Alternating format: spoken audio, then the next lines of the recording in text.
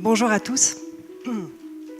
Une matinée déjà assez fascinante, je trouve, par les propos que l'on a entendus et avec lesquels je vais essayer de faire quelques ponts pour pouvoir éviter de me répéter pour ce que vous avez déjà entendu et puis aussi laisser la place à des questions. Donc je vais parler peu et si le long de mon échange vous avez des questions, n'hésitez pas à m'interrompre parce que c'est dans l'échange aussi qu'on peut construire sur la notion de valeur. Donc ma collègue Fanny, dont Sybille a parlé, est là. Fanny, si tu veux bien te lever, parce que souvent des personnes ont des questions. Et donc Fanny est là, elle m'accompagne depuis 2012 dans ce grand challenge qui est de prouver qu'une entreprise humaine peut être financièrement viable sans qu'on nous prenne pour des 68ards, parce que ça je l'ai eu entendu, ou qu'on me demande si au sein d'Opaline on était tous à poil. Parce que quand je parle d'amour en entreprise, les gens s'imaginent encore que c'est la transition hippie des années 60-70. Eh bien, je vous rassure, on est bien habillés, on réfléchit avec la tête souvent, mais on y met aussi beaucoup de cœur. Donc voilà, je m'appelle Sophia. Effectivement, j'ai commencé mon premier travail à Londres.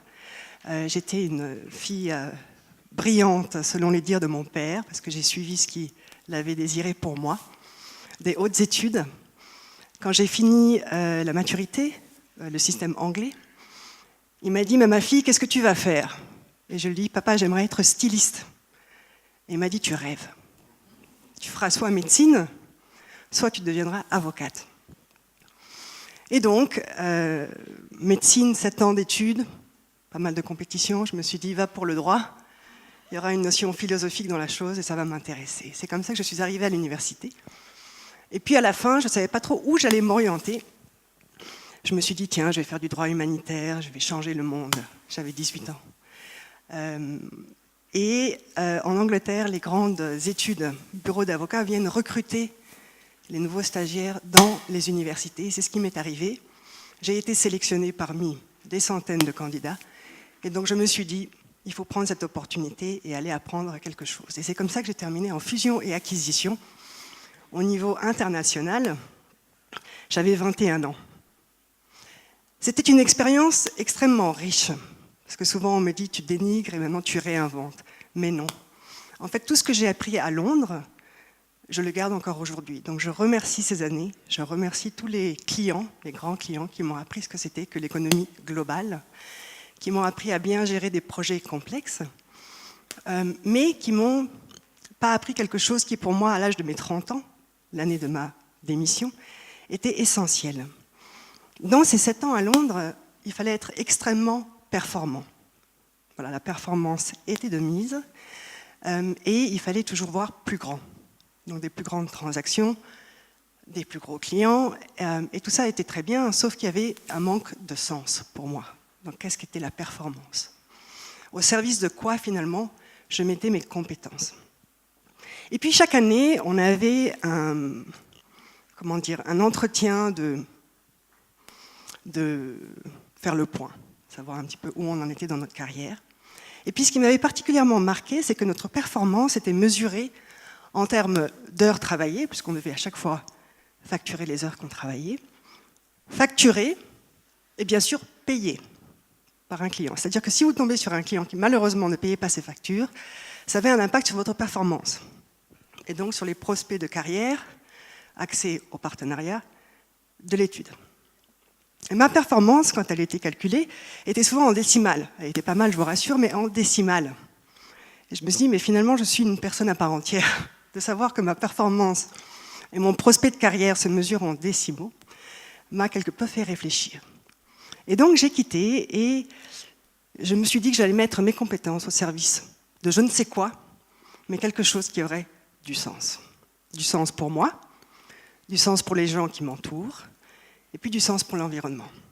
C'est comme ça que j'ai commencé avec les Whitepod, que certains d'entre vous connaissent peut-être, au-dessus de Montée. De Montée, excusez-moi. J'ai lancé cette première entreprise, on m'a pris pour une folle. Mon responsable à Londres m'a même laissé la porte ouverte pendant 1 année, me disant « Sophia, dans 1 an, tu reviens, tu auras fait ta crise dès 30 ans et on t'attend ». Mais je ne suis jamais revenue. Donc j'ai lancé ces Whitepod que j'ai pu vendre en 2008 Et puis avec la vente de cette entreprise, je me suis dit, tiens, je vais essayer de faire mieux, parce que j'avais un petit peu plus de moyens, et d'aller plus loin dans mes réflexions. Alors souvent on me dit, mais Sophia, pourquoi des jus de fruits? Des jus de fruits opalines. Est-ce que tout le monde connaît les jus de fruits opalines? Oui? Est-ce que vous voulez bien lever la main pour m'encourager de ceux qui les ont vus, bu? D'ailleurs, nos jus de fruits sont chez Bobst, le premier lien avec cette première intervention magnifique. Donc vous les connaissez. Combien d'entre vous connaissent les valeurs de ce jus de fruits? Naturel. Est-ce qu'il y a d'autres valeurs qui vous viennent à l'esprit? Local, oui.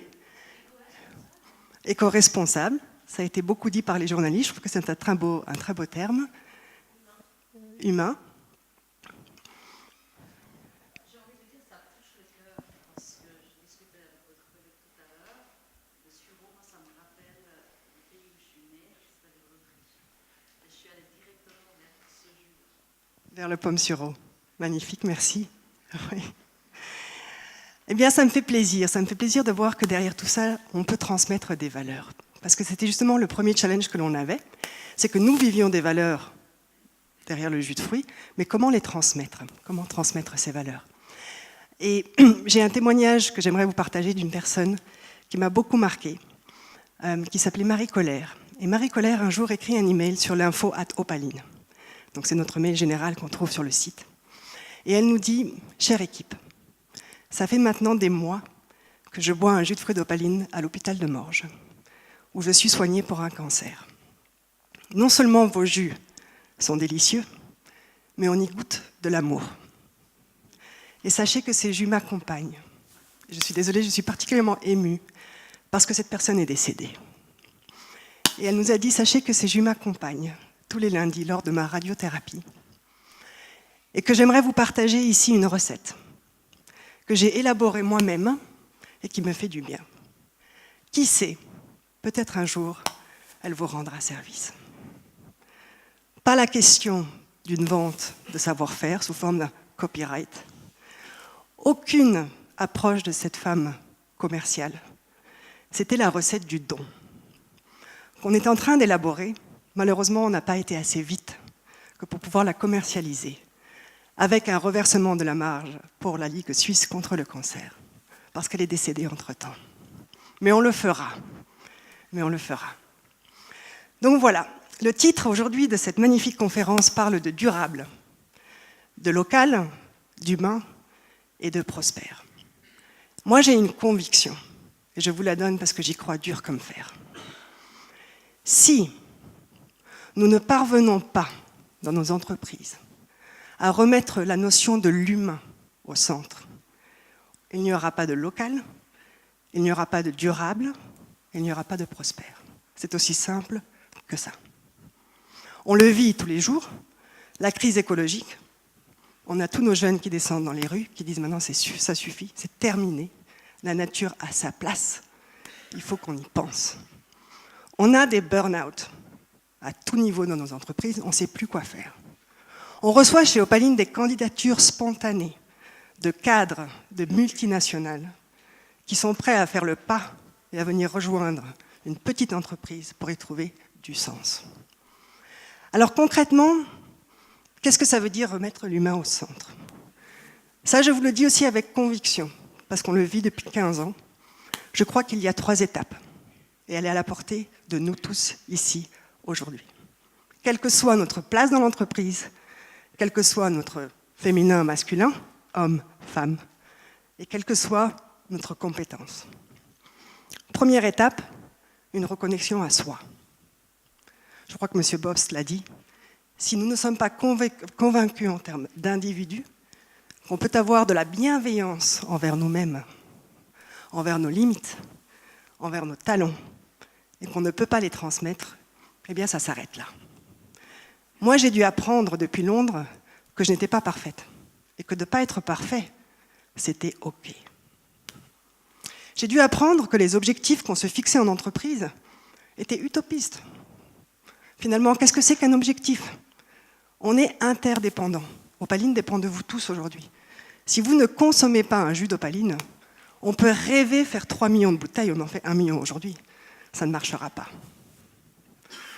Et donc, d'avoir un objectif, certes, mais d'être prêt aussi à se dire que peut-être on n'y parviendra pas. Et que ça aussi, c'est OK. Il y a un lâcher-prise. Et ce lâcher-prise, il donne naissance à la créativité. Il donne naissance à l'agilité. C'est ça qui est incroyable et magique. C'est que le jour où on arrive à dire qu'on n'est pas parfait, qu'on n'arrivera peut-être pas à atteindre nos objectifs parce qu'il y a de l'interdépendance, eh bien on a un certain lâcher-prise qui fait qu'on se concentre sur l'agilité. Comment est-ce qu'on peut réagir face à une situation à laquelle on n'était pas prêt. Deuxième étape, c'est la reconnexion aux autres.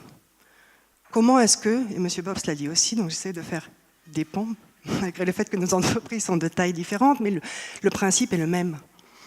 Si je m'adresse à moi-même avec bienveillance, je vais pouvoir m'adresser aux personnes qui m'entourent avec, je l'espère, la même bienveillance. Et puis le troisième pilier, et je vais vous donner des exemples concrets comment chez Opaline on les applique, c'est la connexion à la nature. Dans ce monde de déconnexion, on parlait à la fête des vignerons des portables, on est dans le digital, on est amené à consommer et à surconsommer pour alimenter des modèles économiques qui pour moi sont terminés. Eh bien, on est déconnecté. Le système nous déconnecte de la nature, nous déconnecte de nous-mêmes, pour pouvoir nous formater dans le profil idéal du consommateur qui va acheter la même chose à la même heure tous les jours et pour pouvoir gérer nos objectifs. Or, ce n'est pas le cas. Donc, la reconnexion à la nature est pour moi très importante. Donc, concrètement, ces trois piliers, comment est-ce qu'on les vit chez Opaline? Il y a deux images qu'on transmet et qu'on vit au quotidien. La première, elle m'a été partagée par un homme fantastique que je vous recommande dans la lecture, qui s'appelle Satish Kumar. Je ne sais pas si certains d'entre vous le connaissent, mais il vient d'écrire un livre sur la trilogie, l'homme envers lui-même, l'homme envers les autres, l'homme envers la nature. Merci. Et Satish Kumar, un jour, m'a dit, parce que j'ai eu l'honneur de le rencontrer et de faire une conférence avec lui, il m'a dit, Sophia, ce que tu vis chez Opaline, tu sais que c'est à la source du nom économie, parce que l'économie, dans son étymologie, en fait, vient du grec, et veut dire la gestion de la maison. Donc, oikos, la maison, nomos, la gestion. Et donc, dans cette relation à soi et aux autres, chez Opaline, on s'imagine qu'on est comme à la maison. Ce qu'on ne ferait pas chez nous, en famille, autour d'une table, eh ben, on ne le fait pas en entreprise. Alors, ça vous semble tout bête, mais si on y réfléchit, quand vous avez une table et que vous invitez des amis, est-ce que ça vous viendrait à l'esprit, si quelqu'un arrive en retard, de lui dire « Toi, ce soir, tu ne bouffes pas » ? Ou est-ce que ça vous viendrait à l'esprit, parce que quelqu'un n'a peut-être pas des compétences extrêmement performantes, donc pas dans les cadres, de lui dire « Mais toi, ça sera du pain et du fromage. Puis nous, c'est le roast beef. » Bien non. Pourquoi ça ne nous vient pas à l'esprit ? Parce que dans la gestion de la maison, on aimerait que ce lieu soit bienveillant, que tout le monde y trouve du plaisir. Et donc, on va faire en sorte que la gestion, la gouvernance d'entreprise, eh bien, va tendre vers cette bienveillance. Donc, dans notre équipe, les décisions, elles prennent quelquefois des heures, mais elles sont collégiales. À un moment donné, on va devoir trancher. Mais la personne qui va trancher est la personne qui est prête à prendre le risque de sa décision.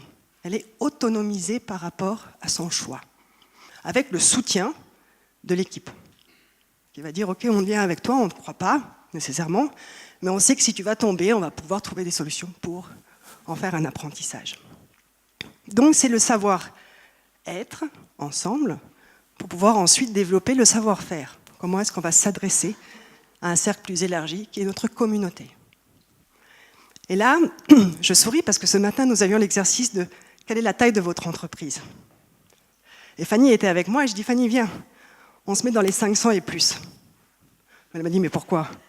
On n'est pas 500 et plus ?» Je dis « Mais oui, parce qu'aujourd'hui, on a 2000 et plus points de vente en Suisse. Et ces points de vente, pour nous, ce sont des personnes avec qui on tisse des liens humains. Alors, tout dépend du regard et de la définition du collaborateur. Pour nous, ces gens sont des collaborateurs. Parce que sans eux, on n'est rien. Ce ne sont pas des clients, ce sont des êtres humains qui font partie de l'écosystème Opaline. Point barre. C'est pour ça aussi que pour parler de la partie plus radicale, un jour un financier regarde notre business plan et nous dit « Mais Opaline, c'est impossible de générer votre chiffre d'affaires, je vous jure qu'il n'est pas énorme, hein, mais quand même, avec les frais marketing que vous avez. Dans les ratios, ce n'est pas possible. Vous investissez pas assez en marketing. » Je dis, mais vous avez vu les ressources humaines que l'on a. On investit beaucoup plus dans la ressource humaine parce que chaque personne porte le message que je vous partage ici. Et d'ailleurs, comment voulez-vous transmettre ce que je vous dis ici sur un flyer sans avoir l'air d'être le nouveau Granini, je m'excuse mais je le cite quand même, qui se veut d'être le meilleur jus de fruits du monde, équitable et local? Non, c'est pas possible. Donc, Opaline, aujourd'hui, oui, on est une entreprise de plus de 2000 personnes. Et c'est comme ça, et ça fonctionne. La deuxième piste ou image que l'on a par rapport à cette reconnexion à la nature, et là je vous cite quelqu'un que j'apprécie beaucoup, qui s'appelle Gunther Pauli. Est-ce que certains d'entre vous le connaissent? Oui. Alors Gunther Pauli, c'est un peu le révolutionnaire de l'économie verte, fondateur de EcoVert. Pour lui, si on observe la nature, on en revient à ce que chacun d'entre nous est essentiel à cet écosystème. Chaque personne est essentielle, chaque personne a un talent, chaque être vivant a son rôle dans l'écosystème. Alors certes, il y a aussi de la compétition, mais le but c'est de trouver un équilibre entre la compétition et la collaboration. Donc, si on observe la notion de croissance dans la nature, une fois qu'un arbre, qui compare à une entreprise, est bien ancré dans ses valeurs, donc il est enraciné, il va chercher à grandir et sa croissance va avoir du sens parce qu'elle va être en lien avec l'enracinement. L'enracinement veut dire nourrir le sol dans lequel il se trouve. Donc d'abord il nourrit son sol et puis après il va chercher la croissance.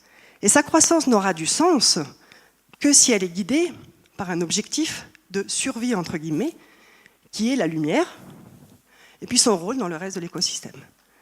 Donc ce n'est pas une croissance à outrance, je veux être le plus grand de la forêt. C'est une croissance pour trouver sa place dans l'écosystème global dans lequel il vit. On accompagne la croissance par le sens.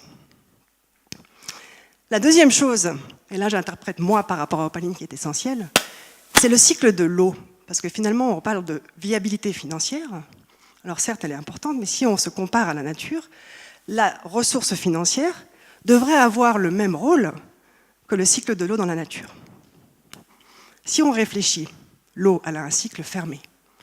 C'est-à-dire qu'elle va arriver de nos lacs, enfin de nos glaciers, de nos lacs, elle va s'évaporer et elle va nourrir tout l'écosystème. Et elle va revenir à la source, normalement, sans interférence humaine.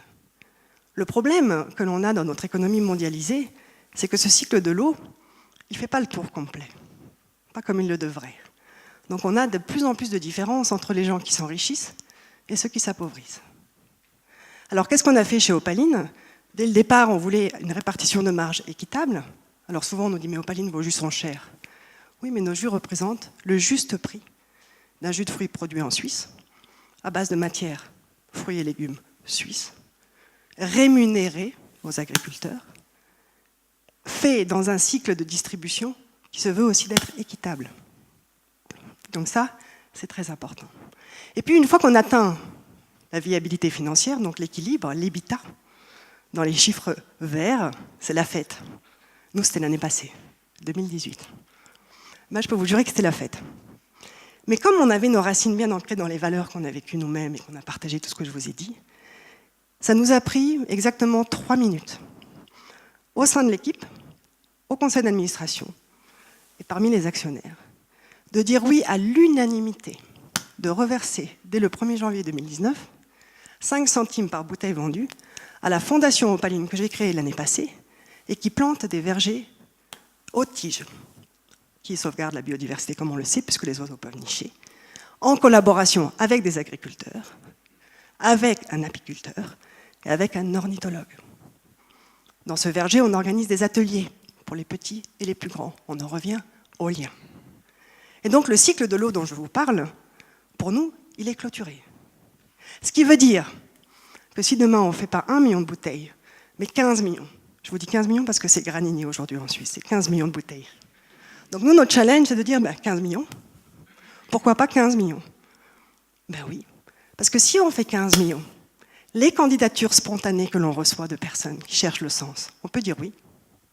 Les agriculteurs qui nous appellent pour nous dire « mais cette année, on a encore plus de surplus », parce que la grande distribution a changé le calibre de la pomme. Ils la veulent plus grande, plus belle. Qu'est-ce qu'on fait avec celles qui sont plus petites? Parce qu'il ne faut pas se leurrer, parlons des challenges aussi. Le concours de la beauté et de la performance, il existe dans l'agriculture aussi. Et c'est là où Opaline intervient. C'est que la pomme qui est moins belle, comme l'humain qui est un petit peu en retard, on va dire, mais viens quand même, on va réussir à te valoriser. Donc plus on fait de bouteilles, plus on peut valoriser ce fruit et ce légume local, sans parler de l'impact environnemental. Et plus on vend des bouteilles, et plus on va planter des arbres.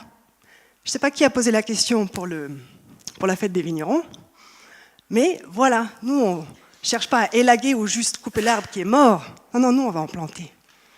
Et la Suisse, je conclus, a 36% de terres du territoire suisse sont allouées à l'agriculture. Donc vous imaginez le potentiel que l'on a si on vend des jus de fruits Opaline. Voilà, et ça c'est remettre pour moi l'humain au centre dans sa globalité de ces 3 piliers. Et pour ceux qui dirigent des entreprises, quelques points intéressants. Opaline n'a jamais eu de congé maladie. Les gens ne sont pas malades.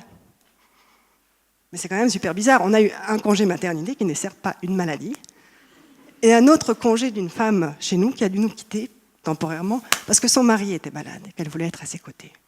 Donc il n'y a pas de congé maladie. Des objectifs, on en a, bien sûr, mais ça ne nous a pas empêché de développer notre stratégie humaine parallèlement à ça. Donc voilà des pistes. Je suis désolée, je n'ai pas le manuel de comment bien faire, mais je peux vous jurer que si ces 3 piliers sont respectés, quel que soit le secteur de votre entreprise, quelles que soient vos ambitions, vous rentrerez dans le cercle vertueux de ce qu'on appelle l'économie régénératrice. Et pour clôturer, parce qu'on m'a dit, ne sois pas trop utopiste, une histoire de ce matin avec la fête des vignerons, où je dis à monsieur Hall, merci. Je lui dis non, monsieur Hall, la fête des vignerons, c'est des super chiffres. Vous ne prendrez pas les jus Opaline? C'était quand même une question pertinente, non? On est d'accord. On est dans l'humain, il est là. Je serais folle de ne pas la poser quand même. Et il m'a dit que je pouvais vous le dire, donc je vous le dis. Il m'a dit, Sophia, impossible. Nestlé a posé 1,5 million pour mettre du granini et de l'aigné en pète. Alors ça, c'est ce à quoi nous sommes confrontés aujourd'hui. C'est qu'il reste les géants de l'agroalimentaire qui scellent le marché. Combien de points de vente en Suisse nous disent on aimerait tellement vous avoir, mais Coca-Cola nous a payé toutes les machines. Et entre parenthèses, nous tue. Par l'obésité, par le sucre, par tout ce qu'on sait. Sans parler de la stratégie d'entreprise. Alors, j'ai rien contre Coca-Cola, ni Nestlé, s'ils arrivent à rentrer dans ce cercle vertueux. Mais aussi longtemps qu'ils n'y arrivent pas, eh bien, on va lutter pour avoir notre place. Et c'est ça l'enjeu. C'est la fête des vignerons. C'est 1,5 million. Et il m'a dit, est-ce que tu as 1,5 million? J'ai dit, non, je n'ai pas 1,5 million. Alors il dit, ça ne sera pas pour la fête des vignerons. Voilà les enjeux. Merci beaucoup.